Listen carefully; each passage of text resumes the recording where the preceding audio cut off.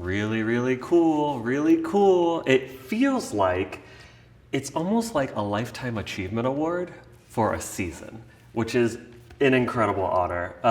2025 is my 10-year anniversary of being in New York City. And 10 years ago, if you told me I'd be receiving an Obie Award, I would have said, you're lying. You're truly lying.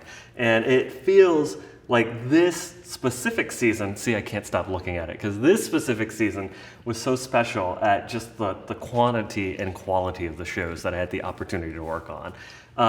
It's funny because on this award it starts with The Lonely Few, but the actual first show of this season was I Can Get It For You Wholesale, which was brilliantly directed by Trip Coleman, gorgeous choreography by Eleanor Scott, and it was in one of my longtime collaborative homes, Classic Stage Company, where I've done 7 seasons, and it just felt like I Can Get It For You Wholesale was the first time that we truly figured out this space, which really was an old horse carriage that became like a lamp factory and is now the home of one of the greatest off-Broadway houses.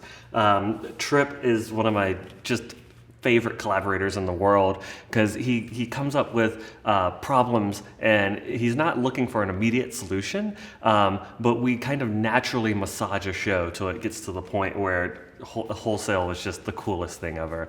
So the second show of the season was The Lonely Few, which we've been working on for many, many years. Also, funnily enough, directed by Trip Coleman, but co-directed with Eleanor Scott. So we actually went from Wholesale to immediately doing The Lonely Few. So we already had this like vernacular going. We already had this energy spewing. And we did this actually at the Geffen Playhouse before we brought it to New York. So we did some rewrites, and it was just a really great overall rock and roll process. The real MVP of that show was Lauren Patton. There were no follow spots in that show. Everyone thinks there were follow spots. They were all moving lights, and she nailed every single cross, every single move, and she was awesome.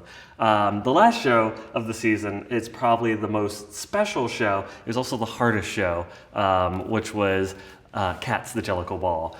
Taking a show like Cats and completely reimagining it was a true like work of teamwork. It took visionary directors Jalen Livingston and Bill Rauch to come together with Arturo and Omari, the choreographers, to reinvent something that felt so new yet familiar. And what was so special about that one is that we brought in a whole new audience of people who don't traditionally see the theater.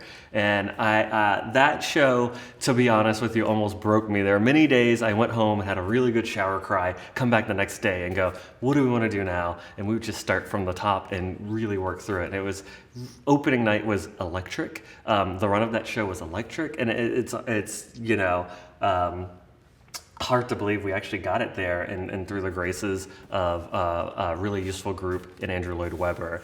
I want to thank some really, really incredible people who made this season possible.